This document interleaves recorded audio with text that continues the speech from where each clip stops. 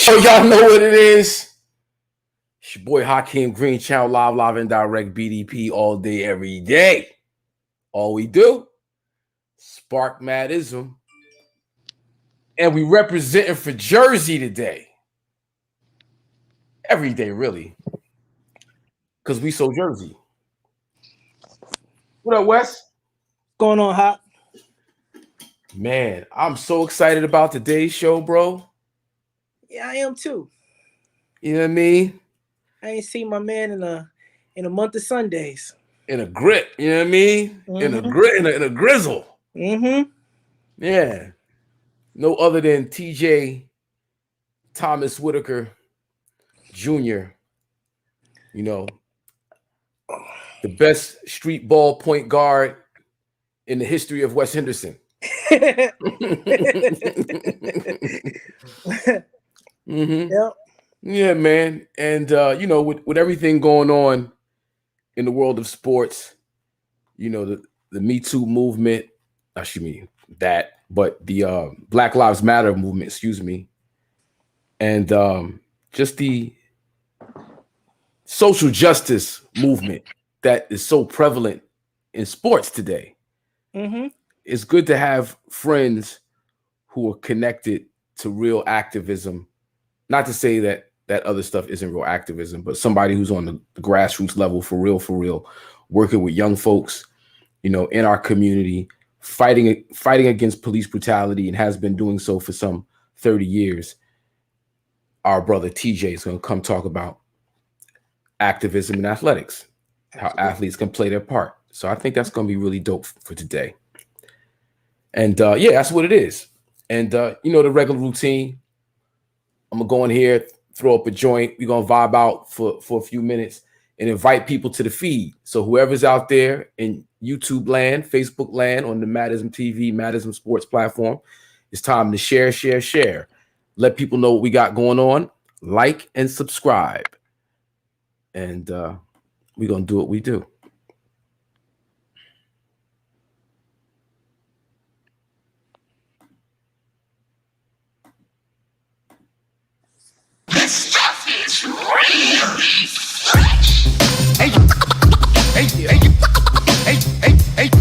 It's called the cipher. Hey, yo, what is a cipher? What's it called? It's called the cipher. Yo, it's called the cipher. We can build a cipher. The cipher is a circle with all points connected. When you get your boogie off and the weak get disrespected. The cipher is so sacred, takes place on hollow ground. B-boys seek to battle on a mission to follow sound. Beatbox DJ banging on the table is the way we settle beef since the days of Cain and Abel. Ask Pop Master Fable, the jams at DMC, with DJs battle for world supremacy. The cipher's not always round, but always on the square. Breakers be on the ground, but I'm gonna put the weed in the air. The cipher's like the wheels of steel and scratch, it makes me itch. I get hyper with the lyrical skills when the DJ catch my pitch. When the fader's being switched, everything live in the mix, but still off the cut like I wear it on my wrist. What is a cipher? What is a cipher?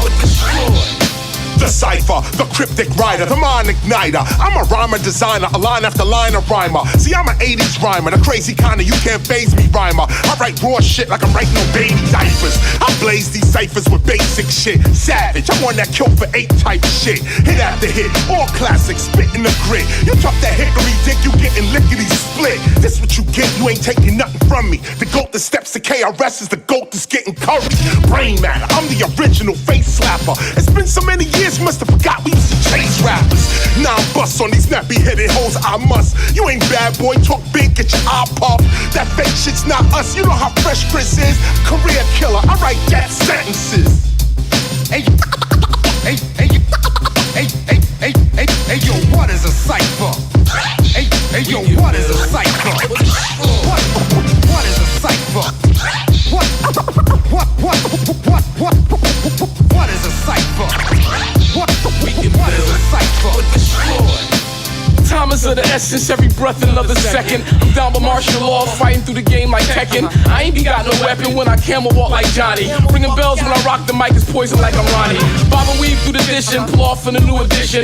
Rapping is fundamental, whack MCs be steady riffing. I just stay in my lane when I'm on a scout like Kiffin. Look for volunteers when there's a drought, I'm in the kitchen. Cooking up some special treats, not talking trout when I'm fishing. I cruise through a hunt with heavy clout when I'm on a mission. I'm special with the verse, every line in education. While I wrestle with the verse, I rhyme in meditation. Standing on one leg, balanced on a lotus, but still packed an eye for judgmental niggas who ain't the SCOTUS. You can roll with this when you done past the lighter. Rhymes going counterclockwise around the cipher. What is a cipher? What is a cipher? What is a cipher?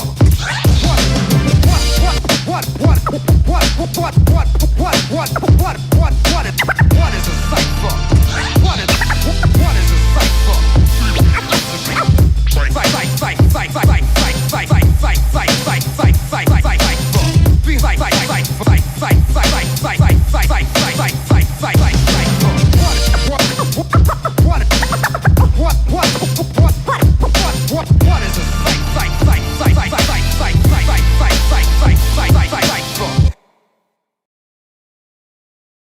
Yes, yes, yes. That is The Cypher by Hakeem Green featuring KRS-One, produced by Ron Amin-Ra Lawrence, mixed by Domingo.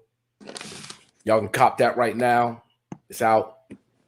Go support. Yeah, and that's just, that's a part of the Madism movement, as is Madism Sports on the Madism TV platform. And every Thursday, 7 p.m., we try to bring you the best in sports dialogue, conversation, analysis, history, and all those other big words I'm trying to attach to this thing to make it seem like it's something you need to be involved in. What you do. And that said, we're gonna bring on our guest for this week, my longtime friend, Mr. Thomas TJ T Whit, teacher T Whit Whitaker. What up, bro? What's good? What's good, Hawk? What's good, Hawk? And my wingman from Sunday morning. What's good, Wes? What's good? The ultimate Sunday morning wingman. How's the jump shot, bro? Man, the jumper is always wet. That's what I needed to hear. That's what I needed to hear, bro. That's what I needed to hear. Hawk running the point on the podcast. Hawk running the point on the podcast. Yeah, on the podcast. On the podcast. You don't want me running the point on the court. That's for sure. Nah, I don't want that. Yeah, man. What's good? What's good, TJ? Oh man, it's just good, man, to be here. I checked in last week and was just like loving the B night, session y'all had. And actually, one of our fellow friends, Chuck Keegan, was bigging y'all up a couple of months ago. Told me, yo, T, you got to check out, Hawk and West. They doing the thing on the Madism. Yeah. So yeah, I'm looking forward to it, man. Good to see you. Like you said, it's been a minute. Yep. So yo, it's good to see both of y'all brothers. Yep. T Whit, look at the screen. Oh, Tasha Jackson in the house. Oh man, taking it back. Yeah, man. I mean, though Tasha, she supports week in and week out. She's always in the building showing love, yo. And we appreciate her tremendously. What up, Tosh? Peace, Tosh. Much love. Yeah, man. So, Mr. East Orange, I was gonna say high school, but you went to Seton Hall. Yeah. You went to Seton Hall. Mom, but it's all good. Coach Keegan is in the building. What up? Yeah. What's up, Coach? Chuck, what up, Chuck? Undefeated. Coach Keegan. Let's just don't get it twisted. Yes. Congratulations. Absolutely. Coach of the year. County Coach of the year. Give him snaps. No doubt. And it's such a beautiful thing because growing up with you guys, we've known each other for so long, since we just had dreams and before goals were even close to a reality, and to see my friends achieve, and do some wonderful things that, not only, how can I say, make an impact in popular culture, but make an impact in a real way. And, it's an honor and privilege to call you my friend, Mr. TJ Whitaker. And just to bring it back to the beginning, let's talk about you, how you got involved in sports and athletics. And then, as you tell your story, how activism plays a part in your life story. All right. Well, I mean, again, it all starts in East Orange. To bring it back home, I was fortunate enough to grow up in a community where I had both loving educators and teachers and loving coaches. And so when I became, both a teacher and a coach, and I look back, a lot of it is due to that foundation. But, again, it's like football, the East Orange Rams and Oval Park, the Fellowship Civic Center, that was my foundation. Again, we got the X's and O's to the point where I tell this one story about the coaching that we had, as young folks. When I talk to, colleagues in education and we talk about our childhoods, and I tell them about, the level of coaching that I got in football and basketball, and they're astounded. So I don't take that lightly. So thank you, Haas Brown. Thank you, Shaheed Sweetie. Thank you, Coach Marshall. That's right. All those folks who, won't ever get any props, but definitely, made me, who I am. I was fortunate enough, to play eventually, right, at Seton Hall Prep. Moms, as a single parent, made some decisions as far as, what the future might hold if I were to, attend Seton Hall Prep. And so we made that decision to go there. And then, that's where things kind of took off. I was fortunate enough to play on some very good teams, won a state championship there. And I mean, to be honest, the way that I got my scholarship to college, the coach was actually coming to recruit another player on the team. Wow. And saw me in the same game. And by the following week, we both got scholarship offers. When we both ended up, going to Vermont. And so, I might have been somewhere else, and I don't know if I would have even gotten a scholarship.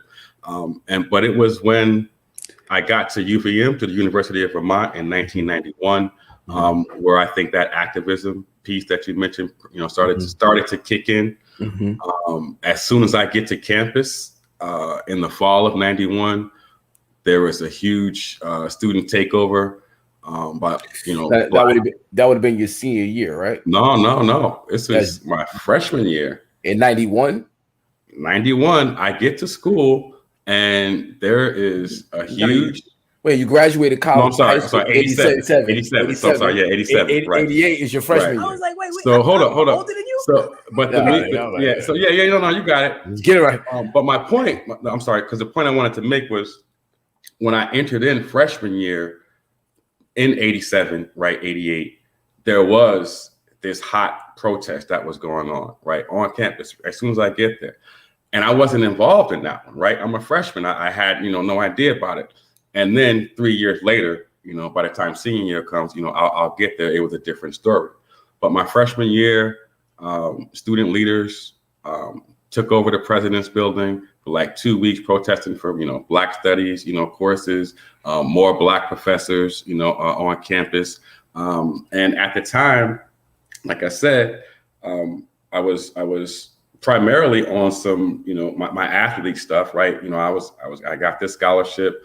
I was the first, I know I'm going to say, I had a cousin who went to college. I was the second person in my family, right, to actually attend, college. And so the idea of losing that scholarship, for activism, my freshman year was not an option. It was like, boy, you're going to go to school, you're going to get this degree, and do your work. And so I looked at that protest my freshman year from afar. But it was the education that I got my sophomore year. By the time I was my junior year, I had joined the Black Student Union. I was an active part.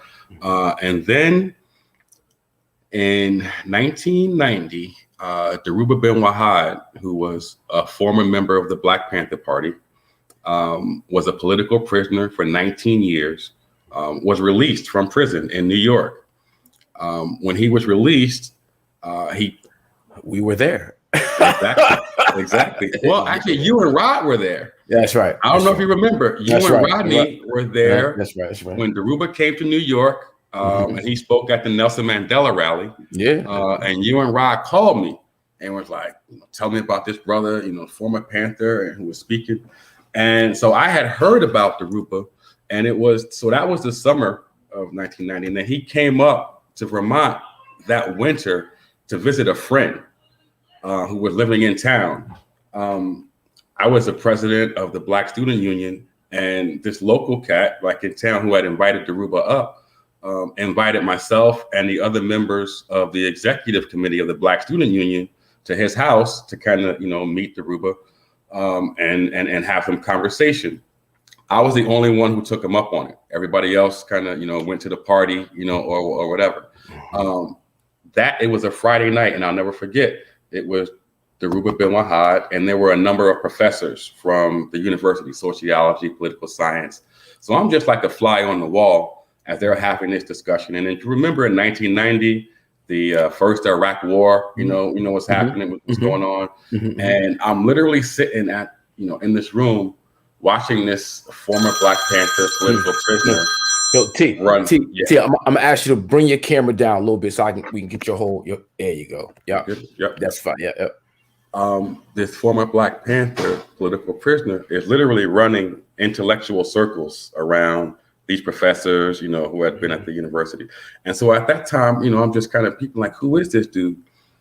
I went back. The next day was Saturday, and I went back Sunday before he left, and literally just sat at his feet. And that was the beginning of a mentorship in 1990 that has lasted, to this day. A great deal of the organizing that I've been a part of, whether it's, police brutality, political prisoners, it started that weekend when I met, Dhoruba bin Wahad. So fast forward,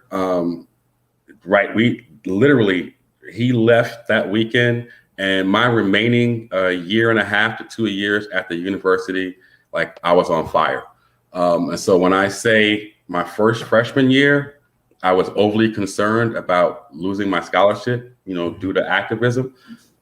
2 years later, as a junior, that jacket was off, right? And so my junior year and senior year, I'm on fire, organizing, doing student organizing, getting involved in protests, making connections with other students, Dartmouth University, Boston University, doing organizing there.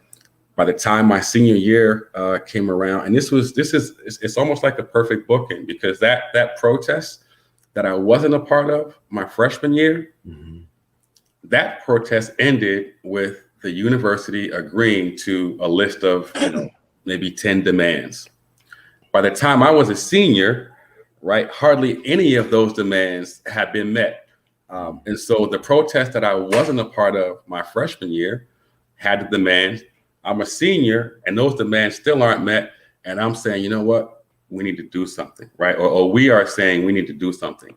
And that do something led to us taking over the president's wing, the president's building of the university for 3 weeks of my senior year. The last 3 weeks of my senior year, we were holed up, boarded up into the president's wing of the university, calling the university out, trying to hold them accountable for the things that they said they were going to do, right, 3 years ago, but didn't do.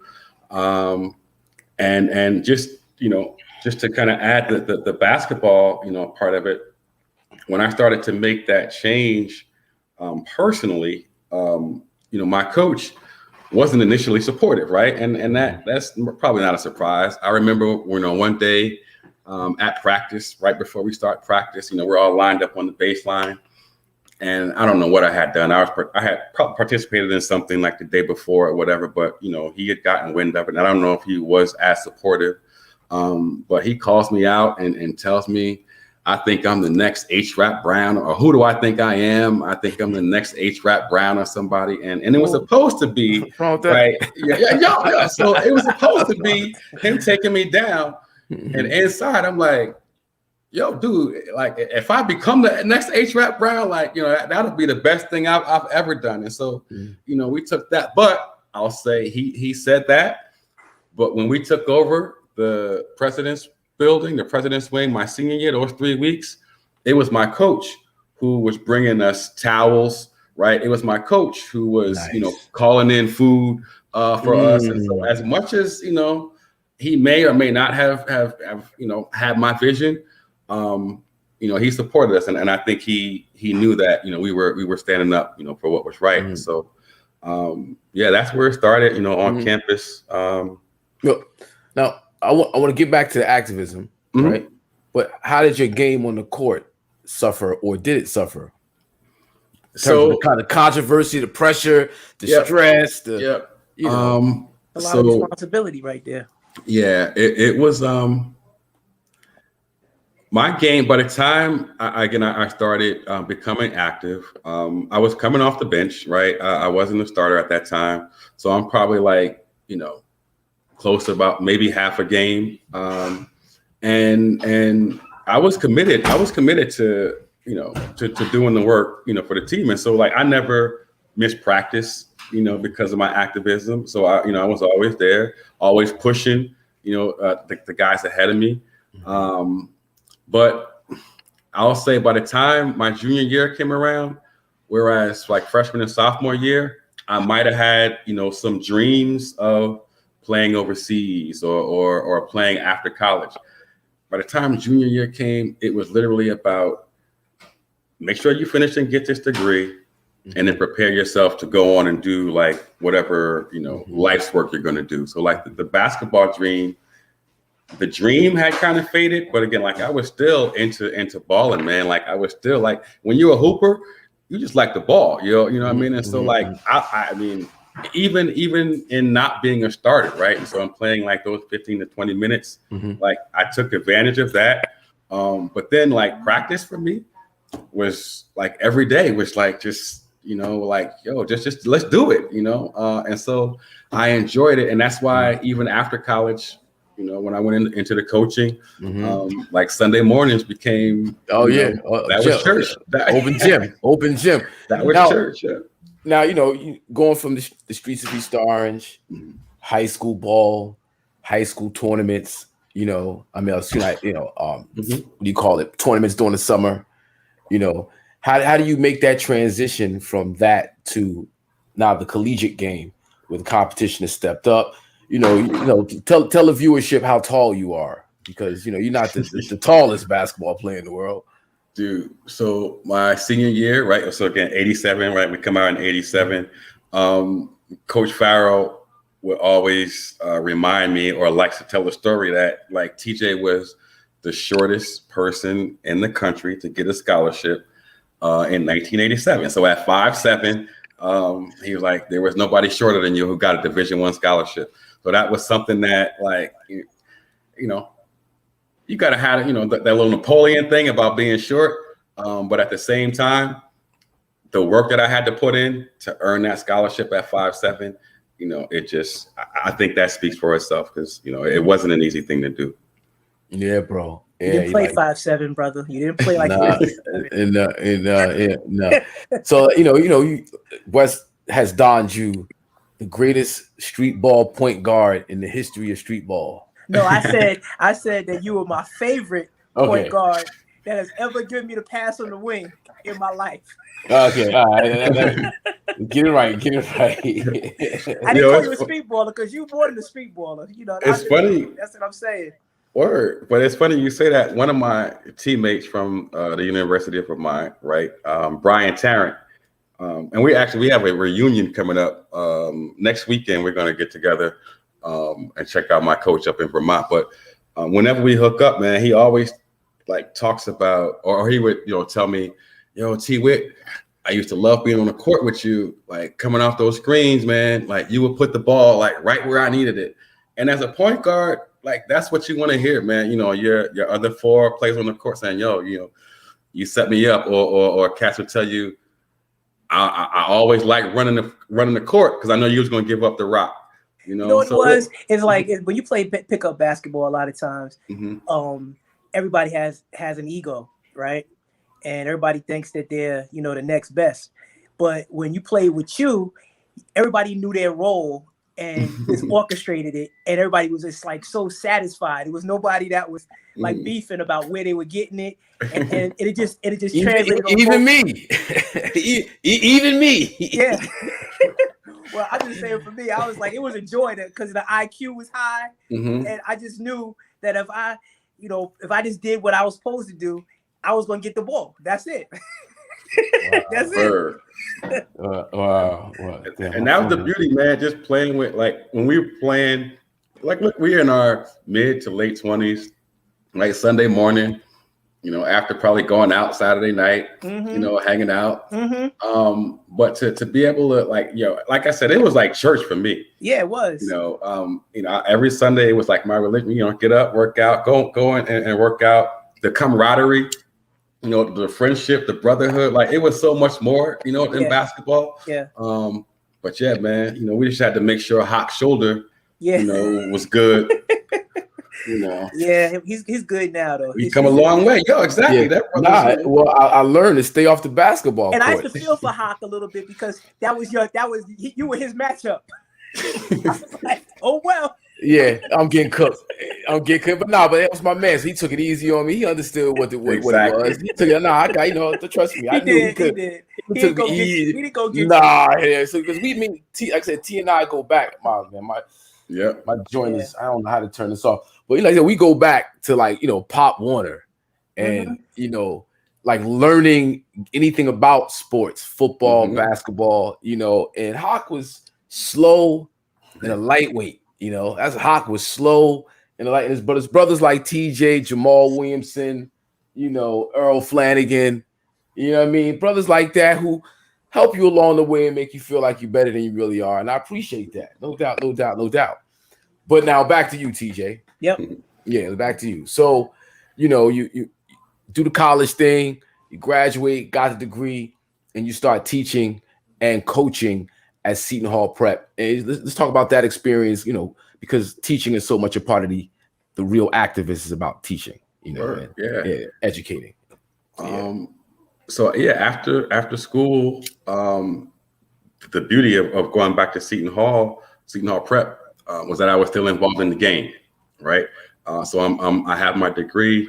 I'm teaching English, coaching. My first year back, Brevin Knight is a junior point guard. I think he might have been first or second team Essex County as a sophomore. And so I get the privilege of working with players like him and Ira Bowman on the court. Off the court in the classroom, again, like I said, the year before, I had just taken over, right, the president's building at the university. And so Seton Hall Prep hires me. And to be honest, they thought they were getting the TJ Whitaker that had graduated, in 87, 4 years ago. I won't say I was apolitical, but I definitely wasn't, right, the activist that I was in 91. And so I get, on campus, I'm in class, and, I'm literally the only Black teacher in the school. And the students who were there were going through some of the same issues that, we had. However, they had a teacher, somebody kind of in leadership, who could help guide them through that. So at the same time I was coaching and teaching, I was also the advisor for the Black Student Union, right? The students who were involved in that, we're doing our, readings, discussions. I'm taking them to different events, to hear Amiri Baraka read poetry, to hear Daruba Ben Wahad speak, and these other events. Something happened. I want to say my second year at the prep. One of my students, he was killed. He died, right? Young kid. He was 15 years old. And Seton Hall Prep had a tradition where if anything, tragic, happened, that they would, create space and have like special events, right, for the young people who, may have lost their lives or may have been sick. Because this incident, the student, he passed in the summer, right? And so we get back to school, and the young brothers that, you know, I'm teaching and working with in the Black Student Union are expecting the school to do something on behalf of this student, right? His name was Clive Wilson. And what year is this again? I'm sorry. This is maybe 93, right? 93, 94. And the school, like, kind of, you know, dropped the ball. I don't know if nobody was paying attention, didn't see it, right? Didn't know about it. You know, they don't do anything. Students bring it up to their teachers, to administration, you know, nothing happens. And so they bring it to me, right, in Black Student Union meeting, and they're upset, you know, and they're, you know, so we've been talking about it, we've been asking, nothing happened.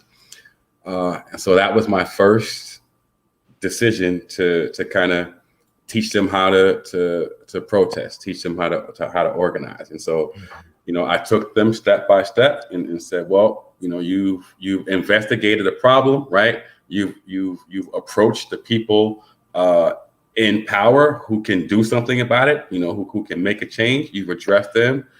They haven't responded, right, to your you know, to your approaches. Now it's time for you to organize, right, and demonstrate. And so, you know, I took them again, you know, through some processes. They organized their protest. The day of the protest, it was beautiful. At lunchtime, you know, they went out. We had an open, you know, campus for lunch. The lunch period ends. They come back, and all of the Black students who had chosen to participate are standing outside the school, right, in protest. And they refuse to come back inside the school until somebody comes out and addresses the issues that they have about their brother, Clive Wilson. The rest of that afternoon, school officials, you know, were outside, you know, meeting with the brothers and whatever. And long story long, they end up getting, right, the event and the session, right, honoring and paying homage, you know, to their brother that they lost. That's beautiful. That was the beginning. But while I was still at Seton Hall Prep, Abner Louima happened, and we organized around that. You know, we brought Ras Baraka up. You know, we brought Larry Ham in to speak. And so all of this, and the reason why I bring that up is because, you know, again, like that was 93, 94, 96. Today, I still get, right, emails, text messages, more often even Facebook, right, hits where, you know, cats who, right, you know, I was teaching, or brothers, you know, even some of the white students that I was teaching who now have children, you know, are hitting me up like, yo, T Whit, thank you, right? And to get that, and I always say, because I get that from my students now, those hits, those texts, those emails mean more to me than any observation that my supervisor or the principal or anybody else is going to give me. But when a Kevin Shannon, right, who was a, you know, young white, like Irish kid, hits me up on Facebook and it's like, yo, I'm passing those lessons on to my children. You know, thank you. When, you know, Brandon and Brevin, you know, like hit me up like, yo, T, like just watching you move through the prep as the only, you know, brother in the building, yo, you don't even know like how much, you know, that meant for, yo. So those things just literally like warm my heart, fire my spirit, you know, and keep me going and doing the work. Yeah. I participated in a Black History Month presentation online on Zoom this past February, and for East Orange campus. And one of the panelists was a councilman from in East Orange, and he's you know, I'm hearing his resume, you know, and I'm like, oh my God, this dude is off the charts with the degrees and the masters and I'm man, I need to get my weight up. Right? And then he goes on and he goes, yeah, so, you know, Hakeem probably doesn't remember, but, you know, I was a student at Seton Hall back in the 90s, and I was part of the Black Student Union, and T Whit had Hakeem come up to do an after school, you know, and, you know, he's like, you said to me, and it was like, wow, that's incredible. Like, so, like that work the real work for people who have been really doing it for a really long time. And we talk about the word struggle. We say struggle. I don't like the word struggle, to be honest with you, TJ, because it shouldn't be a struggle. You should love working with your people, organizing, especially teaching young folks the skills that it takes to really activate, an idea. It's so important. And now, how much of the basketball training, you being that point guard, has to do with how you move in the activist world? Well, sort of, I think in organizing and being an activist, being a part of a team, right? Being a part of a group, one of the things that I guess, or one of the biggest things that I've learned is, you don't have to necessarily be the leader, like up front, to have the impact that you want to have on the people, like, on the movement. I think there's a lot to be said for folks who are willing to do the work behind the scenes, are willing to do the work without like fanfare. And that's something that working with young people, oftentimes or sometimes the motivation might be to be able to just get in front of the mic, right? Or, to get in front of the camera, shout, Black Lives Matter. But what folks don't understand sometimes is, in order to get in front of the mic or to get in front of the camera, there's so much work, so much study, sacrifice, that has to go into that. And it's a process, right? It's a process. And so just like building a team, like Wes talked about, trying to orchestrate and making sure that everybody, gets what they need. Leadership, should be shared. The shine, right, should be shared. Things like that, I think, go a longer way in terms of getting success in your movement, your action. If it's a particular action, you're trying to get people to join. Like the energy, the approach, matters. And I try to be humble, in my game, and I try to be humble in my organizing, as well. I just like the words organization and, the structure of it all, because in this day and age when everybody looks at protest, there's always a negative thing. And everything you said about what the protest was, the only negative thing was the fact that people weren't responding to the demands, which leads to the organization. So everything else about what you set up and the structure that you're giving young people, and from the structure that you gave yourself or practiced back when you were in college, it just doesn't match up to how a protest is depicted in today's society. The organization is just and the structure of it and the cause is what people don't want to pay attention to. And there's nothing violent about getting organized. Exactly. Yeah. Now, I want to segue to another conversation, but before I do that, I want to give a big shout out to Hakeem Bell, who will be our guest next week on next week's show. He has a golf tournament. Hakeem Bell is the son of Cool from Cool in the Gang. Yeah, and they have Cool Kids Foundation. It's going to be a celebrity golf outing next Tuesday, July 13th. I believe that's a Tuesday. Y'all might want to check your calendar just to make my mind. I'm smoking. It's my bad. Yeah, it's a 13th. Yeah. July 13th, 2021. Cedar Hill Golf Country Club, 100 Walnut Street, Livingston, New Jersey. Don't bring no weed, y'all. Do not bring any weed. It's something different. But it's for charity. It's a kids foundation golf outing, and Hakeem's gonna come on the show next week to talk about what happened. Hopefully, we'll have some clips from the actual outing, and we can get people involved. Again, more activism, using celebrity, using nonprofits to generate some type of resources for our people. So big shout out to them.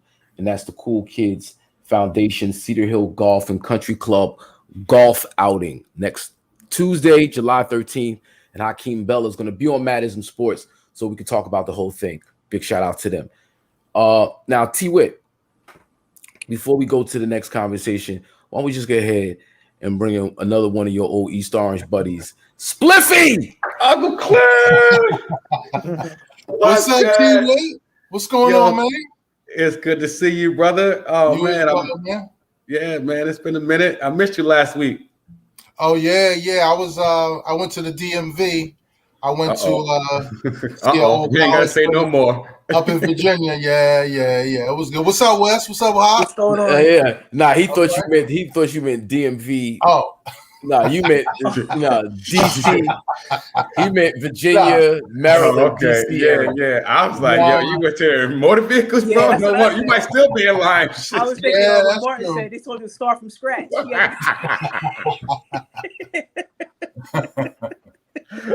Yeah. No doubt. But the reason why I thought this week would be a perfect time to get our good friend on was with all the chatter in the sports world, namely about Maria Taylor and Rachel Nichols, right?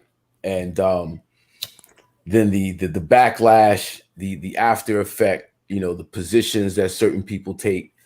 It was quite surprising how the ESPN rushed to kind of frame the narrative in a certain way to get out ahead of it. But I think Rachel Nichols exposed a very deep-seated pathology among white people, and that's this idea of we're the default, that we've earned our position other than through family relationship, some type of backdoor deal, some type of, Maria Taylor, former basketball player, collegiate basketball.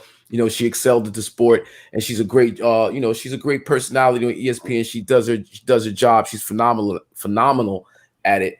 For Rachel Nichols to say that was a diversity hire, like kind of that you're just ignoring the fact that you're a diversity hire in a black male dominated sport as a white woman. You served a purpose outside of your ability to do broadcast sports. So I thought it would be good for TJ to, give his take on it if you had one, and then we could just let the conversation flow from there. Well, I mean, you laid it out, perfectly, Hawk, but, like you said, ESPN, right, is what they call it, the mothership, right? And so in the last, few years, 5, I would say maybe 5 to 10 years, there's been a noticeable effort, right, and them to try to get more color, or more folks of color, on camera. Like opportunity, you want to call it affirmative action, like fine, because we know like there's a long history, that we can point to where, folks who look like us were more than qualified, right, and were, sidetracked and just, sent to the back and start from scratch, right, Wes? And so for folks who claim, to be allies, right, like a Rachel Nichols, to get caught, on the hot mic, for me, like with my students, I use something like this to show them exactly what you said, Hawk. There's this pathology that we need to understand, exists, and unfortunately, it's only when like these folks get caught, right, on a hot mic, that we can kind of really expose it, but we can't like bypass that opportunity. Like you have to speak to that reality. We have to give our young folks, right, the wherewithal, the opportunity, like the resources to be able to contextualize this, because it's going to happen again, right? And so what happens, right, the next time, and they'd be able to say, oh yeah, that's what, Uncle Hawk was talking about, or that's what Daddy was talking about, when we were talking about, this institutional racism, or, or the fact that, you know, what we say now, at least in some of my organizing circles, right? We don't need allies anymore. We need co-conspirators, right? We need white folks who are going to put some skin in the game, right? Because to be an ally, you don't have to do anything, right? You can stand on the sideline, Rachel Nichols, right? And just, you know, write a letter, you know. You don't have to put any skin in the game. And so there are roles to play, but like, I want to, you know, see what y'all think, man. Let's get it in. And how we gonna get on Shikari too in a little while? Oh yeah, no doubt. Oh, All for right. sure. Yeah, we're gonna address all that. Yeah, now, yeah, you hit the nail on the head. You know, it's like what's gonna happen is what's gonna happen. White supremacy is white supremacy. You know, we're not just gonna wish these things away, but if we can contextualize them and be able to communicate the deep-seated causes, expose it for what it is, I think we'll go a long way in at least being able to navigate, because you know, you can't legislate hate out of people's heart. Not to say Rachel Nichols hates Black people. That's not what that's not what I'm trying to say. But it's this idea of I'm the default, that I'm entitled to my position. It wasn't given to me, and everything that we see in society, you know, catered to white people, was literally given. Like, niggas came and said, all right, y'all niggas get over here. We're going to put y'all in cages, chain these motherfuckers up over here. You know what I mean? Y'all in Native Americans? All right, we shoot. All right, here, have it. Like, here, you come on, move on in. You know, and it's like, it's literally that. So, no doubt. But, you know, even with Shikari, let's just, you know, unless Cliff West, y'all want to add? No, I mean, what's going on, it goes on in every aspect of every walk of life. It's not just the athletics part. I mean, you know, it's a pecking order, right? I mean, even Maria Taylor today, she had like a video of just congratulating Black women. And when she broke down the numbers, just saying that for every dollar a white male makes, I get 62 cents. So she was just breaking it down like that, just to say, like, I've earned my right to do whatever I've done. And I think that's important for us to be comfortable with that in that space, because subconsciously we've been beaten, like to the point where sometimes you do second guess your abilities in certain arenas.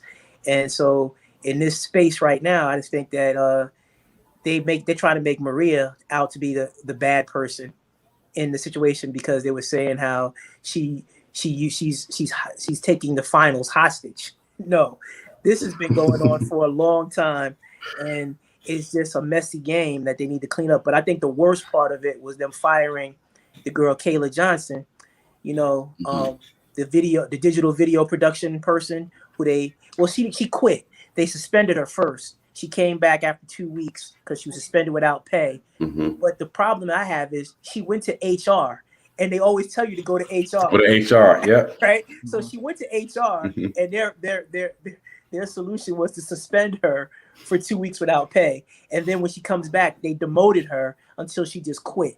So it starts at the top with this thing. And so does the stuff in society. It starts at a level that's above a lot of us, but those are the people that are in power. And Hawk, you mentioned it earlier, and TJ, you touched on it. It's about controlling the narrative.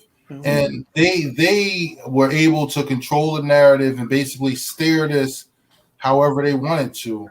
And I'm just happy that, you know, it became a conversation. You know what I'm saying? So we can talk about it. We can see it.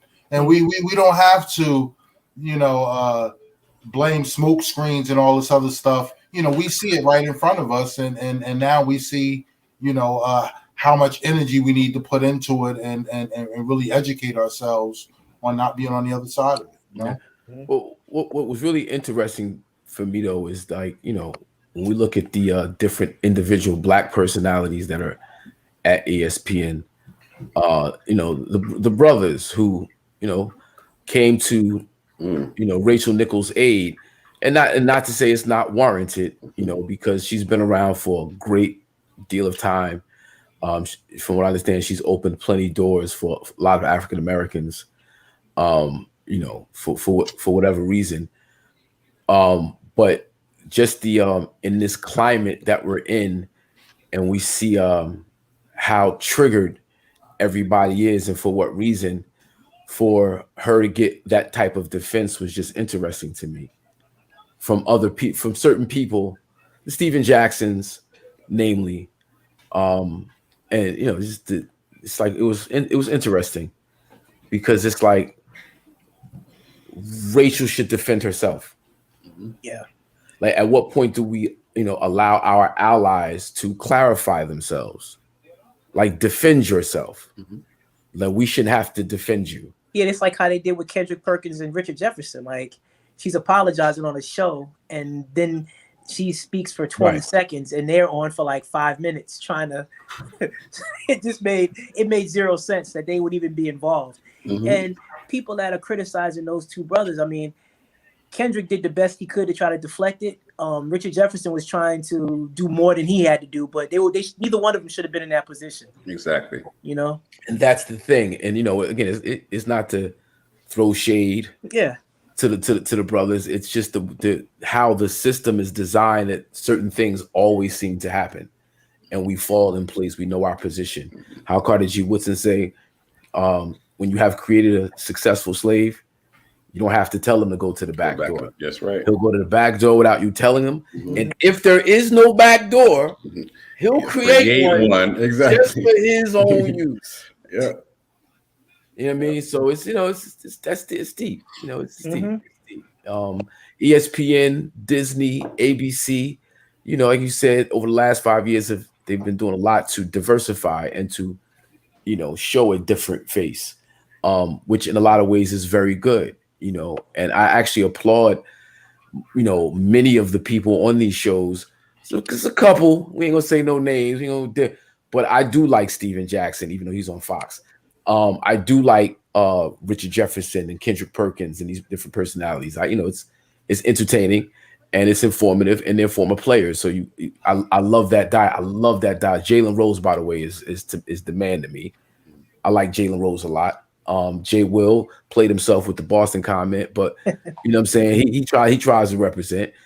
He tries to represent. But these places where we see these sports channels, even Shannon at Fox, with this voice for social justice, racial issues, controversial topics that we didn't grow up being exposed to. I like that. And I don't want to lose that. I want to expand the conversation and get more of it.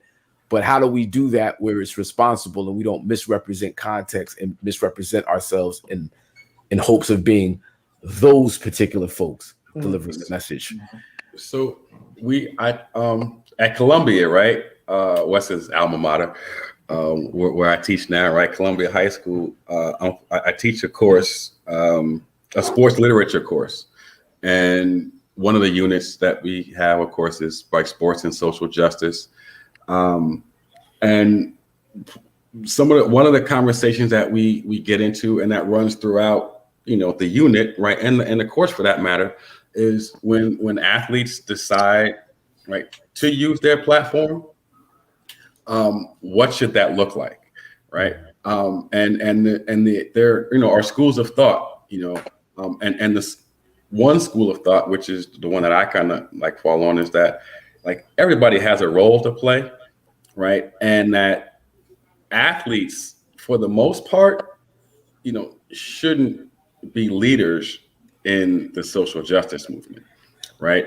Not that they don't have a role to play, right? And a very important role to play, right? And I think even with entertainers, like there's in a similar way, like there are some entertainers who are, organizers, but what I am saying is there are folks who on a daily basis, like, grassroots organize, and who do that work. And I think the athletes who have those connections and who support that work with their platform are the ones who are most impactful. Yeah. Because for a number of reasons, and then I'll let y'all, jump in. But the one thing is, like, the platform that you have, like, so like, LeBron James, right, has a platform, and then like Jaylen Brown, right, has a platform. And then, I won't, a player of a lesser like talent, maybe, right? So how LeBron uses his platform versus Jaylen Brown versus, So that might determine how long you're in the league, right? How long you're with the particular organization. And so what I'm saying is, if you can do that same work through an organization, right? Maybe it's in your whole community, or it could be a national organization, but it allows you to support. You can attend, meetings and do things, but I think there are ways to do this that are still to come, right? That can make the movement even. I think we're going to learn a little bit with this next generation. Yeah, like to go back to Steven Jackson, like with the whole with the passing of George Floyd, the murder of George Floyd, and then his connection to that, like he was so powerful. Yeah, like he was so, using every bit of himself, to push that, and he was a big part of that explosion. Yeah.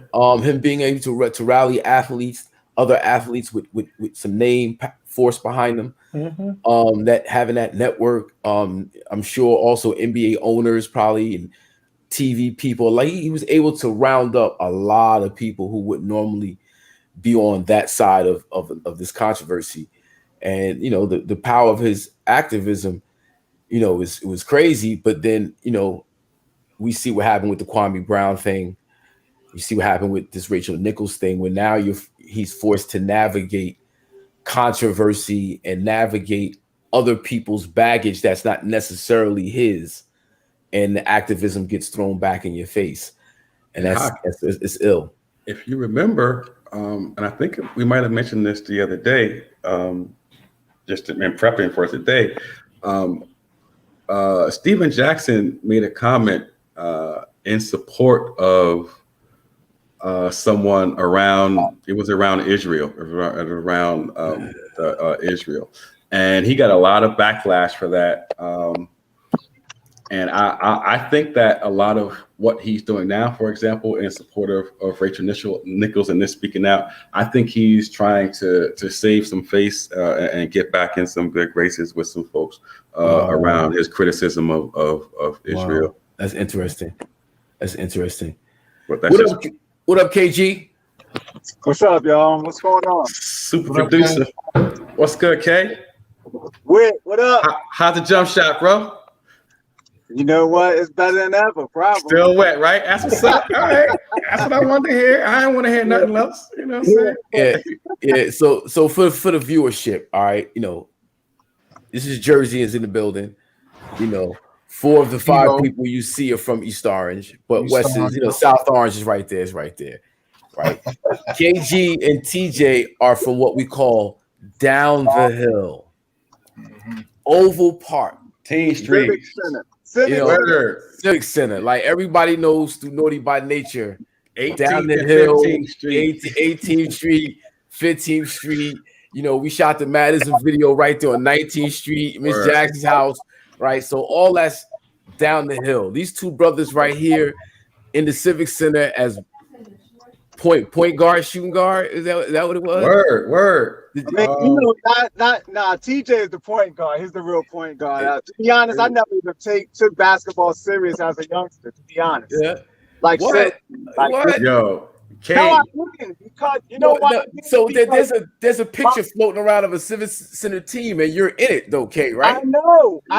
Like, listen what I'm saying to you. I was there, but I wasn't there. Basically, I was there, but it's just like as I got a little bit older, my brother played basketball, and my brother was so good that I just didn't feel like chasing the pressure of him. So I sort of was just there, but I wasn't there really, and I just started more or less trying to say, I got to create my own thing and do my own thing, because I didn't really want that pressure or even try to do what it was that he was doing. Like I said, I wasn't the point guard. TJ was the point guard. But you play shooting guard, right? You played the 2. I played, man. Like my jump shot. You were there. But yo, and I'm mad that Kay said it before I got a chance to, because like he said, he was feeling the pressure of chasing his brother. Dude, I was all about chasing Poop. Like I had 2 my two god sisters, like older than me, but they were same year as Poop at the high school. So they used to take, in 5th grade, 6th grade, I'm at the East Orange game. I'm at the East Orange Clifford Scott game, watching KG's brother put in work, Yeah. And so when I say like at the Civic Center, and like we would be playing on the court, and KG's brother would be sitting up, on the stage, like, I don't know if you remember, like, up on the stage, and just like knowing that dude was in the gym, I was just trying to like just put it on, because Poop was in the gym, So yeah, man. I hear you, K, like that. That's family pressure, but I wanted it, I wanted to be your brother. And then as I got even older, it's just like, getting to the high school, I didn't want to put in the work, practicing. I just wanted to play ball when I wanted to play. I didn't really want to put the work, man. I said TJ and Soup Style was the point guards.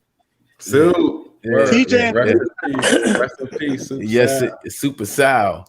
Yeah, no doubt. But yeah, all that said, K, you always had game, bro. So I don't know what you're talking about. You just modest. That's all. I think KG's frozen. Yeah. Yo, like 3 years ago, I was at the doctor. I know how to play.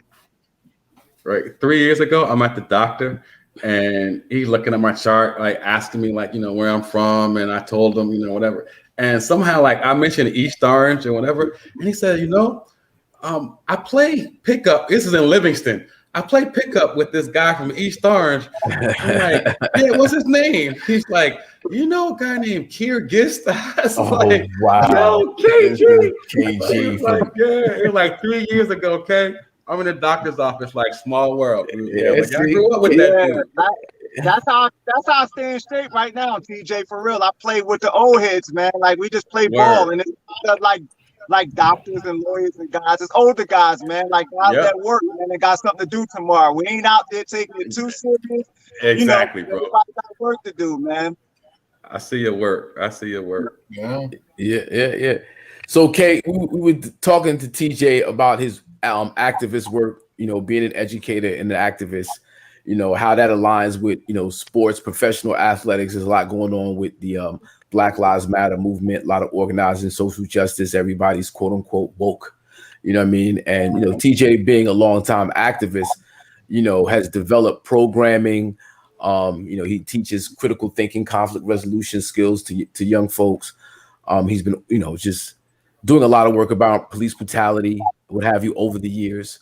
So he's well versed in the world of activism. So getting his understanding about what's going on in the world of sports and how athletes are using their celebrity to kind of, change the narrative, social justice and what have you. His perspective is valued. So I don't know if you have a question for him, at all. It's just good to see my brother, to be honest, man. Word. It's good to see TJ, man. Like I said, we all grew up together, man. And as you get older, people, spread apart or fall apart. And then you see them here and a lot of times you see them during bad, circumstances. It's good to see it, see them in a good circumstance, and just listen to see what my brother been up to, and that's really it, man. Yeah. Word. Much love, Kate. And of course, the success of Naughty. I'm claiming East Orange everywhere. We go. Them cats. Went to school with Kay and Vin. So it's all love, man. And been catching up with Vin lately too a little bit. So it's good to see you too, bro. It's good to see you. Yeah. Wes Cliff, y'all got any questions for TJ on the social justice front? If not, we can start talking about this NBA. Nah, good to see T though. I wanted to get back into our US runner. Oh, that's right. We didn't talk about T's take on that. Shikari. Yeah. Oh man.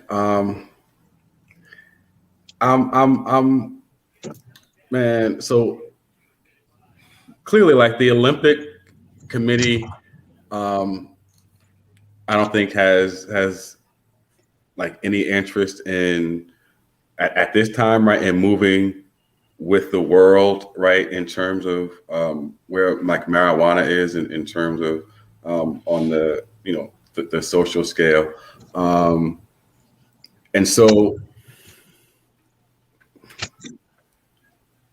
my biggest takeaway is like the sisters like being so upfront, right, and owning, right, the fact that she did what she did, the reasons why, which I mean I didn't necessarily think that she had to kind of open up with the personal, but like she gave that, and so I really appreciated how adult like she was and own the fact that like, yo, this is that's what I did.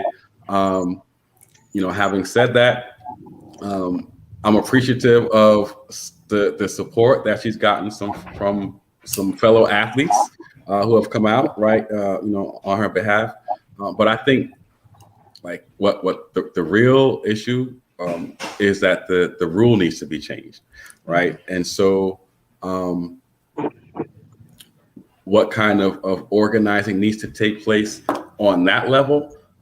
Again, I can't like begin like on an international, like, Olympic level, like, who starts that ball rolling, how does it, it get rolling? I would imagine, the U.S. could, play a huge role.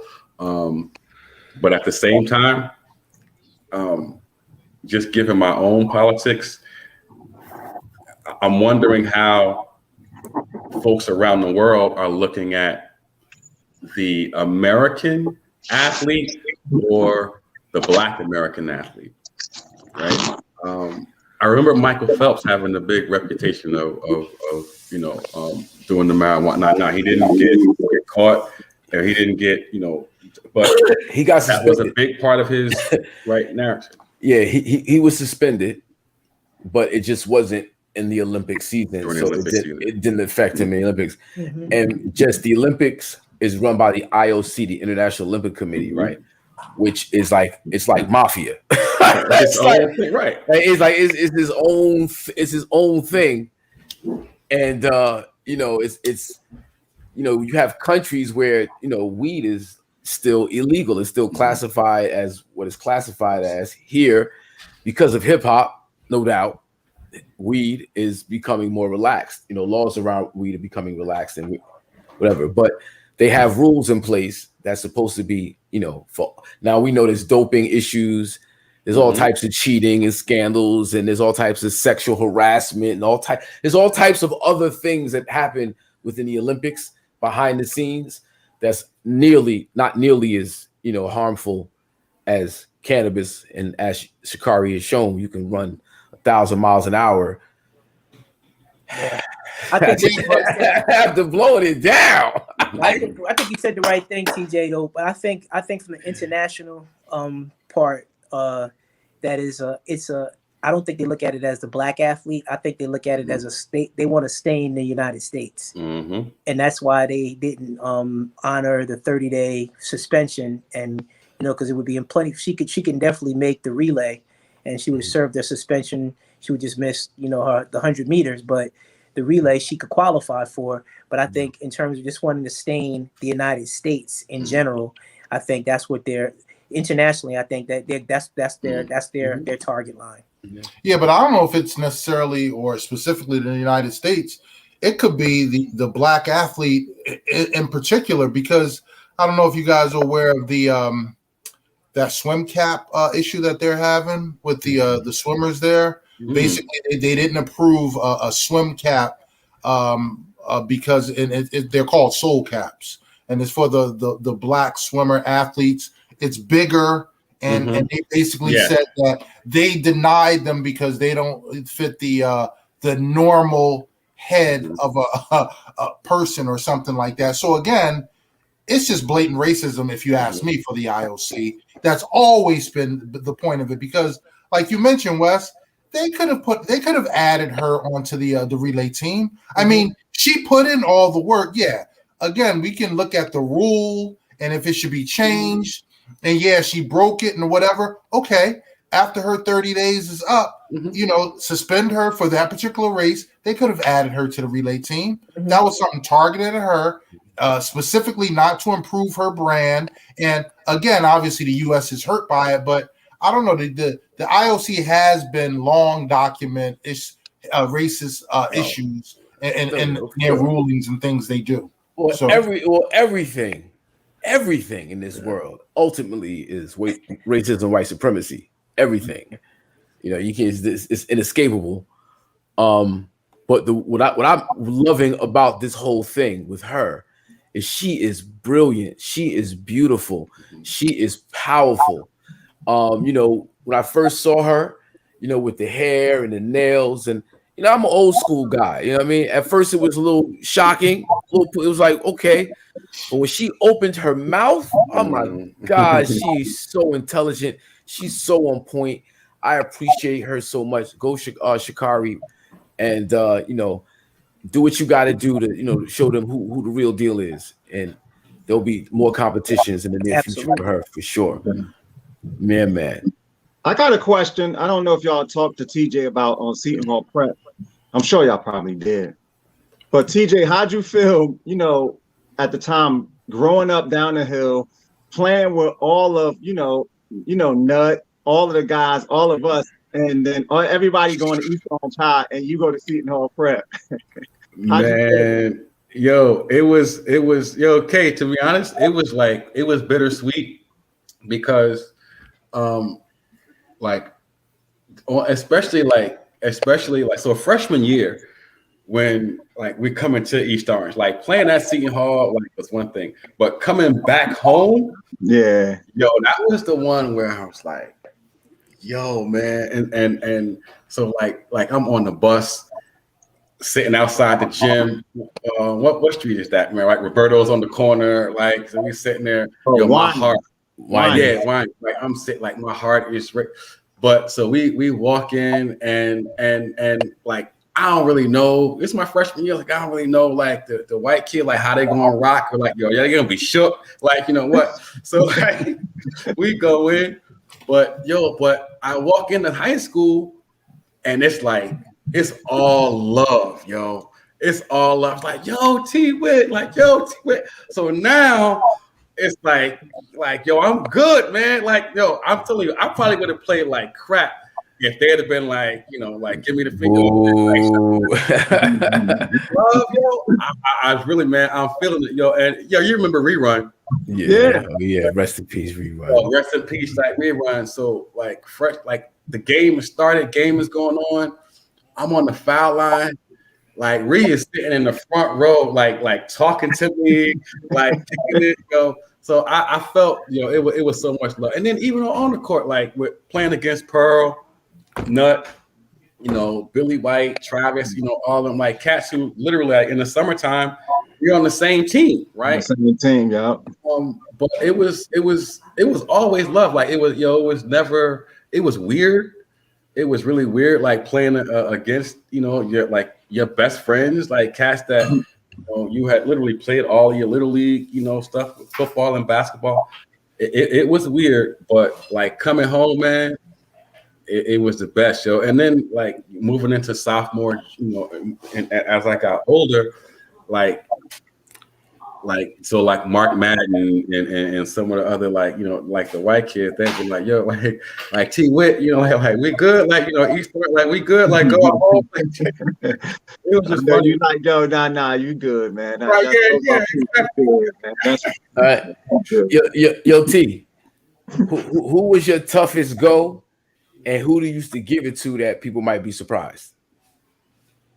So just off of last week, yo, my toughest go was Mark Brown. Like I was ready to ask you, how good hands was Mark down, Brown? bro. Like I think at that time, Mark Brown might have been the toughest go for everybody, yo. Bro, let me tell you, like Mark was just, yo, I loved him. Go Cougars, go Cougars. Yeah. Go Cougars. Had the handle, the speed, and the J, right? Had the J, which a lot of folks didn't have. You know, he might have, you know, he had the total package. So Mark Brown was the toughest. I ain't really give it to nobody, man. That was, you know, like I think my highest game in high school was 17 point. Yo, my dog is losing it, Joe. Can y'all hear? Yeah. I'm okay. sorry. He's happy. Kobe. You being modest though, TJ. You definitely Basketball. you made that squad go. You know I see you have good games against Columbia and Mark Brown. I see it. So my senior year, I will say this, right? So the first game we played against Columbia my senior year was, I don't know if y'all remember TV3, like was the the TV3 game. And he put it on me, bro. Like, and I'm like, damn, this is like, it would have to be the TV3 game, right? And so that was that. So we played each other twice. We were the same Iron Hills Conference. So now next game, and it was at Columbia. Next game, second game is at Seton Hall Prep. Day before the game, we're at practice. Before the practice starts, coaches get ready to go over the lineup and the scouting report. And he was putting somebody else, I think Mike Malone maybe, on Mark Brown. And I didn't say anything, but I think I made a face and I might have sucked my teeth. And he was like, T, like, is there an issue? Like, and I'm like, yeah, like, why not? So I had to gall to ask, like, why am I not guarding Mark? It's like, because he kicked your ass last time. Hey, man, but hey, you know what, though? And that's the problem, and that's what a lot of people are saying even about Giannis. It's just like, man, you got to do that, man. When you that dog, man, you step up and just say, I don't care what happened last time. I want the challenge, man. Like, listen, man, I want him because he can't kill us. But what happened the next time? So that's why I told you. Right? So the next day, game starts. I don't start on him. Second quarter, like I'm on him. Fourth quarter, tight game. Man, I stripped Mark Brown, right? And this is how funny it was. I stripped Mark Brown, and I heard him say, "Oh shit!" Right? So now I'm pushing down, and I have to play like he's chasing. I'm pushing down, and I dropped it off right for somebody trailing with a layup, and we actually beat Columbia that game, that home game, and so like that was like. I ain't never give it to anybody, but that was a play, that I'll say like after somebody who was giving it to me like so many times, it was nice to say you strip Mark Brown in a tight spot in a close game. Like that was a big in that particular season, because that was one of his best. The senior year was his season. Yeah, exactly. They were just crazy. And he always says to me, "Yo, T Whit, like that season we lost. I think y'all lost to Elizabeth." Yeah, we lost somebody else and us. Yeah, Morris, we lost to Morristown. For some unforeseen reason, I have no idea. Morristown, how? Right. I think everybody was smoking that the day before. So that's the rumor that they had. but yeah, I remember that. I worked with your man Mark Andrews for a few years. Yeah, Biz. When I came back, Yep. That's all right, man. I was gonna ask you that because my indoctrination of Mark Brown was in gym class, and I had a little attitude, like I couldn't understand how these two dudes was gonna beat three. And it was 2-on-3, and I went right to him. And I think by the time I left, I needed crutches. Right. Ankles, knees broke. Imagine gym class. Yeah, he just showing out. He was relentless on defense, and he had these sharp like fingers. Like he was just like quick. It was like they were like scissors. The long arms. He had length and everything. Yeah. It was crazy. Yep. Yeah. Wes, do you remember Onion?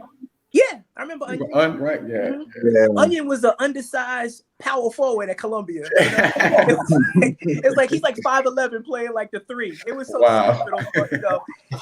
That was crazy to me. It was I think when I was a sophomore, it was Onion, Charlie Brown. Yeah. And in my sophomore year, they had 7 sophomores playing varsity that year. Wow. It was Corey Felton that passed away. You know Corey, right? Yeah. So Corey, They had this kid named Country. His name was Kevin Freeman, but he only stayed there for a year. They had Vinny and Mark, Vinny Ryan, and Mark Brown. And they had this kid, quiet as it's kept. The baddest sophomore was this kid, Jimmy Gilby, but they didn't play him. The coach didn't. This kid was like, he was Bobby Sura before Bobby Sura. Wow. Okay. He was so good. And it was like they always focused on Vinny. Wow. They loved Vinny, but this kid, he had hops, he could shoot. He was just real, like, I think he was just too much brother in him. Jimmy Gilby was like this. That was the sophomore that I remember the most. And Troy Hill was the other one. Okay. They all played sophomore year at Columbia that year. Word. Yeah. Yo, big shout out to Greg Barnett, the hardest hit linebacker in the history of hard hitting. What's good, G? You know what I'm saying? East Orange High School in the building. Word. Yo, Panthers all day, every day. So who we got tonight? We got Milwaukee and Phoenix in the game 2, correct? So who's everybody got tonight? I think Phoenix gonna do it again. I think. Yeah, I mean, Giannis played a lot better than I thought he was gonna play, but his others got to step up big time to get one on the road. So it may be closer, but I like Phoenix again tonight. I agree. I agree. Yeah, I like Phoenix, and I think that unless Budenholzer, right, is willing to take Giannis off for a few more minutes and let Drew like kind of do his thing, like. I think Phoenix gonna win it, man. Like, true. If he, like you saying, TJ, you're right. He messing around, man. He getting out. I mean, like Budenholzer to me, man, just be out there. I don't know what he be doing. Man. Yeah. He mess around now, and he mess around and get swept. So wait a minute. You guys are saying that there are adjustments that he can make that would enable Milwaukee to win the series, or just hang on. Do better. They'll do better. I don't think because they didn't get blown out, and Giannis, coming off of the type of injury he had, you could clearly see he wasn't his dominant self. So he looked good though, man. Yeah. How good he looked. I mean, definitely could, but considering the injury, he looked very good, but he still looked low. He wasn't as. So I'm just saying, if you rest Giannis, right, a couple more minutes, right, when you do take him out, that allows so now Lopez could go inside, right, and maybe punish Ayton a little bit more, and then Giannis come back in, and Brook can still hit the three. But also when Giannis is out, I just Drew just he can play more downhill. Drew can play downhill, and that's the thing. When they in there, Drew shooting too many threes, man, and I don't like Drew. Exactly, K.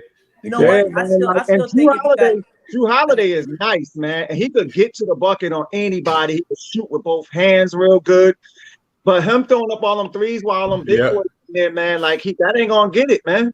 And the other thing is I call it the Fred Flintstone. When Giannis is in and they 5 out and he back up and then he get the running start I'm like, holding Fred Flintstone. What the hell is that, Joe? They're not running no offense. I mean, none. There's no movement. No, I'm like, bro. The defense is just waiting, you're looking like Barney Rubble, man, getting ready to run somebody over. I think really honestly right now, if you think about it, with Sark out now, like you said, T, like T just mentioned, if Brook Lopez goes inside and could get Ayton in foul trouble, that can help them out because small. Phoenix is small at that point. I don't think they're built like that. Like I agree with the fact that Brook Lopez going inside would be some strategy, but that's just not Brook Lopez. Like that's not his entire package. Yeah, he's gonna want to float out to the wing. He loves to float. You know what I'm saying? Yeah. I think that the better strategy is with Giannis on the floor, but being restricted to being the 5. Yes, and playing block the court more. And and using some more long athletes to go along with, because these guys on Phoenix, basically everybody just plays their role. I mean, nobody does more than what they expected to do, and that's what makes them a great unit. Chris Paul is the killer at the end, and to be quite honest, we seeing what a dog does in dog days, because Chris Paul is seeing the finish line right now. Wow. And he's playing he's seeing the finish line. I agree, because if you do put Giannis at the 5, Giannis can still get Ayton in foul trouble. Giannis can also stick Ayton, and then the rest of the guys could D up on the perimeter. They'll be good. Yeah, that's what I said. Like, they got some. I mean, you got Middleton, you got Drew Holiday. Those dudes could D up. PJ Tucker, those dudes can D up. Go ahead with that, man, and put Giannis at the 5. I agree with that. I just think that get that dude off the floor. What's the dude? Conahee, whatever his name is. Get him off the floor. Get him off the floor. Yeah, get him. No. He can't play no more. Put Teague in the game and let Teague or Tucker, let those guys run. Get him off the floor. It's just not. I'm tired of hearing about his 2 points and 3 assists, and they're like, he's such an impact. He's having such an impact. He's scrappy. He's scrappy. No, he's not. No, he's scrappy. He's a scrappy dude. He comes in, he upsets, he disrupts. He's a disruptor. No, he's a Delavadova. He's a yo. Well, he ain't even that guy. He ain't no Delavadova. He ain't got no D like that. But the key is, y'all right, is going at 8 and getting him in foul trouble, because 8 is too comfortable, yo. I mean, he was basically a 20-20. I mean, if he's doing that, there's no way you can stop him. Beat them. And his backup is Frank Kaminsky now. You know what I'm saying? So, real talk. I'm all in on Devin Booker. Oh, please. All in on Devin Booker. Push all the chips in. Yep, all in, dude. I'm a live or die. Yo, that's my dude now. But he let John Ahsoka. I mean, what's that boy's name for Clippers? Beverly? Patrick Beverly. Call it John Ahsoka. Got that John Ahsoka game. He put the John Ahsoka put the clamps on Devin Booker. He had a couple of games. But that's the thing that's crazy too, because that's showing that people expect so much from Devin Booker. Yeah, exactly. He had a couple of stops, right? Booker still was putting up like 28, 26, right? Exactly. And he's like riding a bike, man. And his game is just so smooth. Oh my God, just so efficient. Yeah. Speaking of efficient, TJ, I don't know if you caught wind the last few shows. We've been really celebrating the mid-range game. Yes, sir. Exactly. Yeah, man. Just highlighting, from your days of playing ball. Mid-rangers, yeah. You talk about the mid-range game and who seems like, Devin Booker, of course, Chris Paul, of course, but it's like not just them.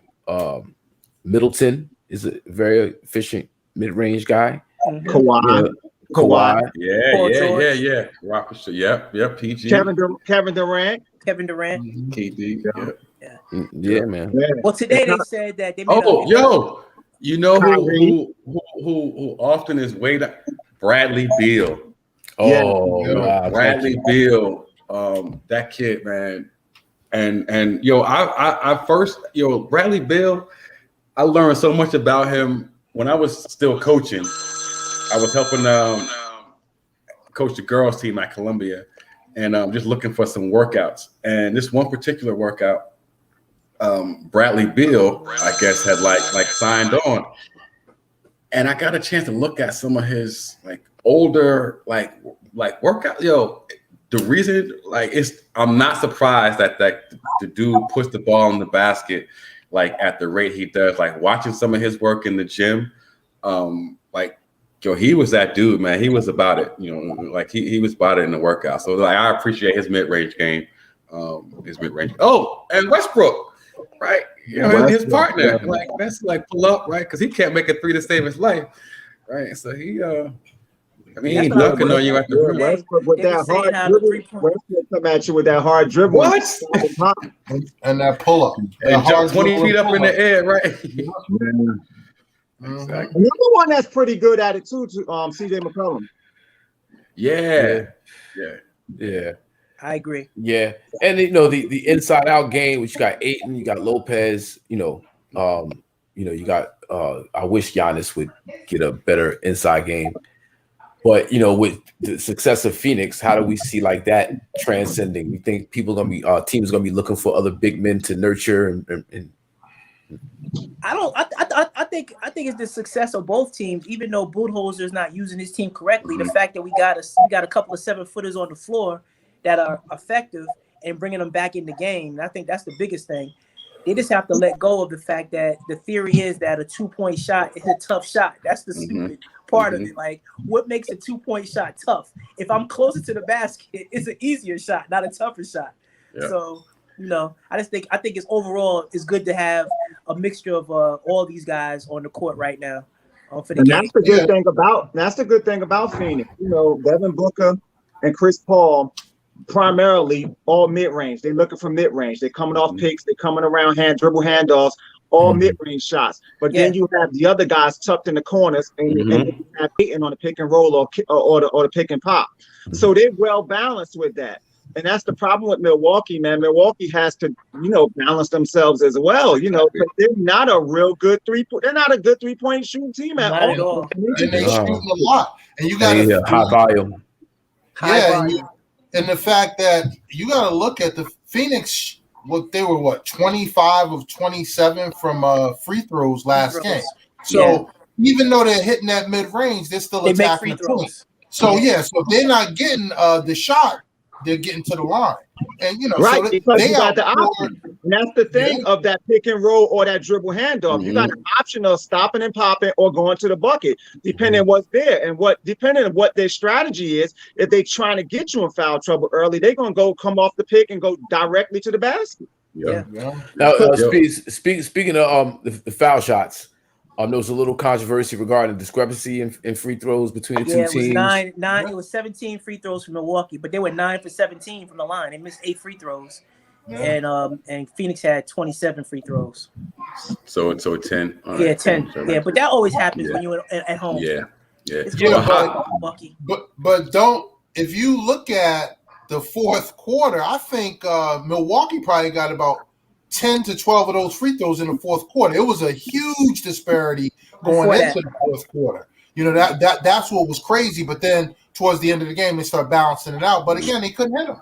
You can't shoot all those threes. When you're shooting all those threes, you ain't getting to the line. You ain't going to the line. A lot of Phoenix free throws came at the beginning. They started off aggressive. They were just going. Yeah. Hot. So I know you're gonna have Brandon right in a couple of weeks. But when he was here the other night, we were watching the game other day, and so definitely bring this up with him because he was bemoaning the fact that so he's like Rutgers and recruiting at the AAU stuff, and he's like yo, the high schoolers young boys they looking at TV, but everybody trying to do the step back. 3 instead of mastering, a mid-range game.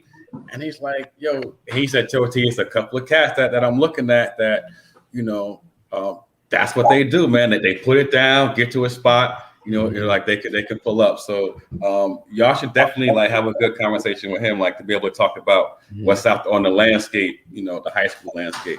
Yeah, I think it's also too real quick. I think that's a trend thing. It was a little more of that, with Kobe and Mike and all of those guys, and then here came, Steph Curry and all those guys, and once they got to once Steph Curry and Clay and all those guys, and they started shooting all those threes, everybody fell in love with that, and then I think it's going to probably slowly shift back to the regular basis, a lot of mid-range game too. I just wanted to remind our audience that TJ Whitaker is a former high school basketball coach at Seton Hall Prep, and he coached Brandon and Brevin Knight.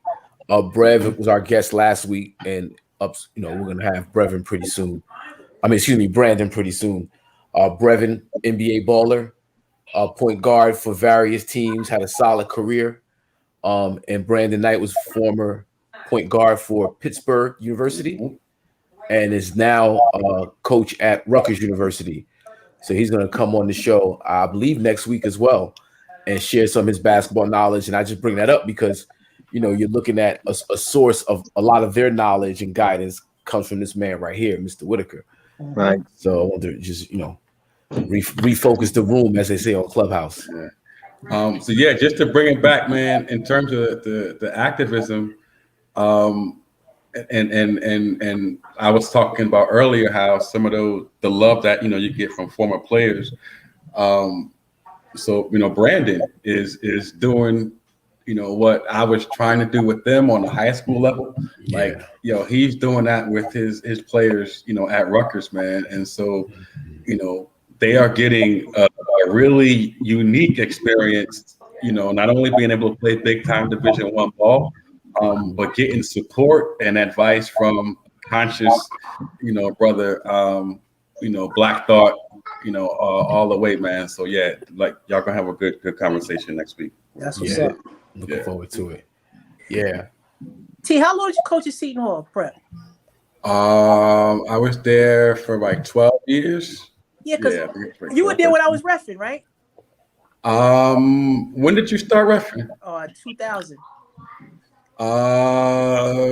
Yes, I was still there. I remember you making it easy for coming to Seton Hall, and I saw your face, and I shook your head like, I'm gonna be okay. This white man ain't gonna yell at me too much. Yeah. Exactly. So T, you coach Marcus over there then? Yeah. I was there for all of Marcus's time. Yep, Marcus and Mark Curry. Yeah. Came through. Brev. Yeah. Those were the glory years, man. The Who was the 90s. kid that went to Maryland and a California school? He was a guard, black kid. He was like their big gun. I know you're talking about. Yeah, Maryland. He was a guard. No, Brandon Costin went to NC State. Damn. University of Maryland? He went to Maryland, and he was in two schools. He played for two schools. Maybe maybe it was Texas and Maryland, but it was. Was it one of the Gibbs boys? Yes, Ashton Gibbs. Ashton. Yeah. No, Ashton went to Pitt. Ashton went to Pitt. Ashton went to Pitt. It was Sterling. Sterling. Okay. Yeah. TJ went to Notre Dame. Yeah. Okay. Yeah. I knew you had the Knights, and you had another set of brothers too. Yeah. We had Gibbs. Yeah. So we'll talk about that, TJ. Like when you see your players, your students go on to bigger and brighter pastures, be it the college game and then the pro game. I mean, how does that feel? That to know that you're part of that legacy right there. Man, it's it feels great. And like I said, it's they're good. They were great players. But the fact that they are like great fathers and great assets to their communities just means a lot. And like when I saw them go on to like play in college and even Brevin, going to play in the pros. You could always see, you could see our foundation, right, at Seton Hall Prep. And Coach Farrell used to always, talk about, our program, right? And so the freshman team and the JV team ran the same stuff as the varsity. And so there was a foundation, a way to play. And then people like Brevin and Brandon and others, they just brought an extra little bit of swag and little talent that with the fundamentals now, along coupled with that special little talent that you have and work that you're willing to put in, just watching that on display, especially, I mean, Brandon and Brevin are probably the closer to me, right, than the other ones, because I'm a little bit closer to their family, their Melvin and Brenda, their parents, helped me out when I first got back to Seton Hall, and I was trying to do some of those things, and get me in. But watching, hearing you guys talk to Brevin last week about how he navigated Stanford, and just I was watching this like just nostalgically, like, and I'm smiling like the whole time, like, because Brev killed it when he went there. And Brandon at Pitt, you know, his 4 years, like putting Pitt like back on the map, getting them to the, you know, Sweet 16. I want to say Elite 8 one year, but I'm not sure. But then, you know, he was on the bench and became their top assistant, you know, for 8 years. And so just watching them like navigate the court, and then the real world, you know, in terms of, you know, the coaching and the like, it's just dope, man. It's just dope. And then, like I said, they stayed humble. They reach out, they stay in touch, and so, you know, it's all love, man. And they homies, man. They from East Orange, and so, you know, it's all good. Go Jersey. Yeah, Jersey. Go Jersey. Yeah, man. Because where was the Gibbs from? They was from what, West Orange? Yeah. I thought, yeah. Gibbs was from West Orange. Yeah. So just, you know, circling back to this game or the series, excuse me. I know, Cliff, you might have some updates in terms of, you know, the over under, the line. The line. There you go. Well, the line right now is pretty. It started off at 5 Phoenix, and that was a point down from where it was game 1. It was 6. It closed at 6, but now it went down to 4.5, and then the total went up from 220 to 221. But what people are noticing is that these game 2s have always been a little bit more, you know, closer to the vest, a little bit more defensive, because, you know, obviously the teams are making adjustments, and you gotta expect, you know, Holiday to play better, and you know, the Milwaukee role players to play better. So I'm expecting a closer game, but a lower scoring game. Yeah, I still expect Phoenix to take it tonight. I expect Milwaukee to bounce back when they get home. Yeah, but you know, a lot of people, you know, even though I think Phoenix will take it tonight and take a 2-0 lead, I think people are gonna start counting them out. But you can't really, you know, they'll just do what they're supposed to do at home, and that's it. You know, and then you got to wait and see what Milwaukee does at home. Well, one thing to look at as far as the line is concerned, though, is if right now, obviously the Suns are the favorite to take the series, but if Milwaukee, if they still win tonight, they flip the series. They basically flip home field, and look for them to be the favorite to take the series if they should win tonight. But again, I like Phoenix tonight. Yeah, you like the under, Cliff? I like the under. Like the I under? like that 221. Yeah. Usually when that total starts at 220 and it goes up, well, whenever it goes up, that means the public is betting that way. Mm-hmm. You always find yourself winning more if you're going against the public. Just so you know. It's in a lot of things, I guess. There's a bunch of generic dudes that don't know nothing about the sports. They just putting up money, right? Mm-hmm. Yeah. Yeah. So are we good with the NBA, gentlemen? Oh, you know what? I heard I had an interesting thing. I always try to see what you guys think about a what do you call a panel. So they asked 16 of the NBA greats who the greatest player of all time was. So I was going to tell you who the players that they asked and who they said. And so I'm like this Charles Barkley. I thought it was interesting because most of the players you can kind of see a trend, but there's a couple that kind of stray off the trend. Barkley said Michael Jordan, right?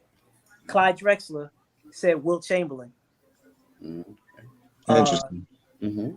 Isaiah Thomas said Kareem Abdul-Jabbar. Dr. J said Kareem Abdul-Jabbar. Scottie Pippen said Wilt Chamberlain. Scottie Pippen, real quick. Scottie Pippen has become a troll, yo. Scottie Pippen. He said Wilt Chamberlain, right? Scottie Pippen. Scottie sipping. Scottie sipping. Scottie sipping Pippen. Shaq had MJ. Ray Allen had MJ. MJ.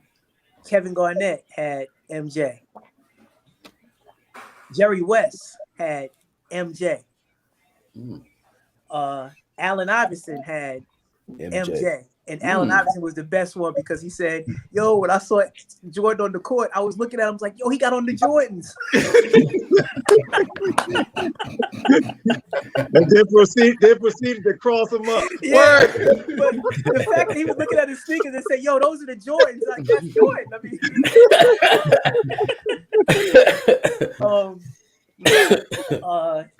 who's the guy? I said Drexler, AI, Elgin West. The last three, Michael Jordan said he couldn't make the assessment. Come on, Mike. You didn't want to say me. Will Chamberlain said he can't make the assessment. Oh, time out. Wait. When they asked Will Chamberlain this, They asked. It was years ago. It was they bought a clip of Wilt and put it in the video. They bought an old clip. Wilt was on like First Take or something like that, like one of those old ESPN shows, and he mentioned Russell. He mentioned Wilt. I mean, he mentioned Kareem, but he said, you know, you can't really make that assessment because of the generations. And he was talking about Jordan. He said Jordan not doing nothing special. He's doing what we all did. Like, so they were talking about Jordan at the time. So he wouldn't give it up at that point. Kareem said can't make the assessment. All of this, wow. LeBron said himself, and Kobe said himself. So we had two himself. Two me's. Me. Yeah. Two me's. Yeah. Oh, So T Whit, who do you think the greatest of all time is? I think MJ, but I honestly think that Kareem should be getting way more play than he does. Those are my two. It's kind of me neck and neck, MJ and Kareem. Yeah, I've got the same two. One of the two. Yeah. Yeah. I'm gonna say Kareem because he's got the most points and he had the most unstoppable shot. Yeah. He's got 6 rings, 6 MVPs. Yeah. He's got all the attributes and he's got the most points and the most unstoppable shot. And he wasn't a slouch on defense. And he has a shot that nobody else can duplicate at this point still. And he made free throws. And he rebounded. And he rebounded. Like, he got the all-around package. Yeah. Kareem was nice. And he punched you in your face. Almost. Yo, in my class, we talk about dude, they changed the rules for Kareem. They outlawed dunking, right? Like, that's you know what I mean? Like, when they start changing the rules for you, because you like, yeah, all right. Yeah. So that was Shaq too. The Shaq they implemented the zone because of Shaq. Yeah. And then if you look at Kareem's career going back to high school, forget about it. High school and college. I mean, exactly. No one, can even touch. Now Bill Russell won a championship at every level. Yeah. Like every level he won. He never was not in the championship. And it's just something to be said for 11 rings in 13 years. Right. I mean, and they were all, a lot of them were concurrent too. Like all step up. Like just going from like high school to college to pro, like just nonstop. Like, I left out Elgin Baylor picked Bill Russell. That was Elgin Baylor was the last one. I missed him. Yeah, he said Bill Russell. Hey, Hot. Can I because it's like we almost 10 minutes to 9. Can I close out with this story that I was telling you the other day about Bill Russell, the FBI file? Oh, please. Well, we got 2 stories to close out on. Okay. All right. So what you got? All right. No. I'm gonna let you do yours first. Let me do this one first. I'll close out this other one. So the brother that I mentioned at the beginning, Dhoruba bin Wahad, former Black Panther, who was a political prisoner for 19 years, right? Set up, by the feds for shooting a cop. He gets out, and there's years of his FBI files that he has, and so he's had access to them. I have some of the files. Like, can I just insert one thing? Yep, go ahead. Just those files that he's talking about, confirmed what COINTELPRO was, or that that was his case that kind of blew the cover on. There's an actual thing called COINTELPRO that's targeting Black activists, so forth. The government infiltration, surveillance, government surveillance, right? All the activists. So these documents you have, and so we're trying to, at this point, we're trying to get the documents assessed, right? See what they're worth, so that we can sell them to some universities, so that like people can use them for research, whatever. And then like the brother would, have some funds. So the assessor comes to the crib last week, look at the files. I set him up downstairs, and he comes upstairs a couple of times. But this one particular time, he comes up and he's like, "Yo, man, the Black Panthers, they couldn't, do anything without the government knowing." They said, "Did you know that Bill Russell met with Huey P. Newton?" And I said, "No." And I've had those files downstairs for years, and I've looked through them. I never saw that file. And he shows me this file, and he says, "Hey, look here." And the FBI, COINTELPRO investigators had a file where they report that Bill Russell checked into this hotel, and Huey P. Newton, checked into, the same room, in the hotel. And so what I was saying to Hawk was I always knew that the FBI had files on Jim Brown and Kareem and Bill Russell, the ones who were more outspoken. But I never knew that Bill Russell had actually met with, Huey P. Newton. The document didn't say, what they discussed, or anything in detail there. But I'm just like, yo, man, you when we talk about, athletes and activism, and Bill Russell is one of my favorites. Another story that I share with my students real quick. In 71 and 72, the Celtics were in Kentucky to play an exhibition game, or a preseason exhibition game. So Bill Russell and someone, a couple of the other, I guess the Black players of the Celtics got refused service at a local restaurant in Kentucky. They boycotted the game and was like, "Yo, we out." And at the time, it was a real big thing, because Black players were just, again, expected to just shut up and dribble, And so it's just good to know, man, our folks, man, they stand on strong shoulders, man. And when you know your history, when you stand on strong shoulders, you're more motivated, to take the necessary stances. So I'm gonna end on that, man. But thank y'all for having me this week. Hawk, passing it back to you, bro. All right, yeah. So, K West, I don't know if you guys remember this story I told you that took place on a Labor Day weekend, the West Labor Day Parade. But you got footage now, huh? You talking about the time when you said your boy was so high, y'all was at the parade and he was in the garbage or whatever? Yeah, that story. That's TJ reminded me that he was there. He saw that whole thing go down.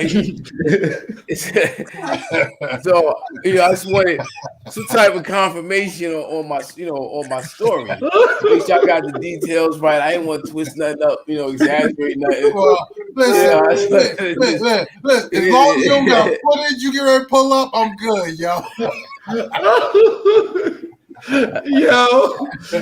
Yo.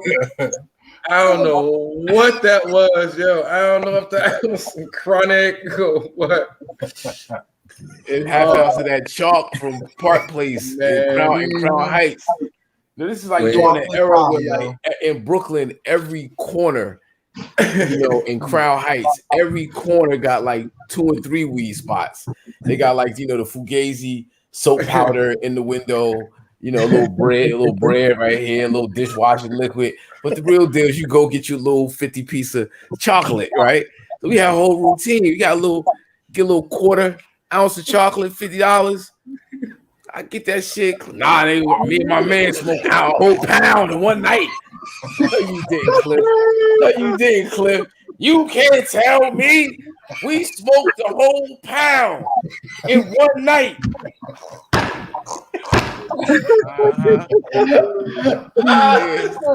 We went through a little quarter ounces of shit.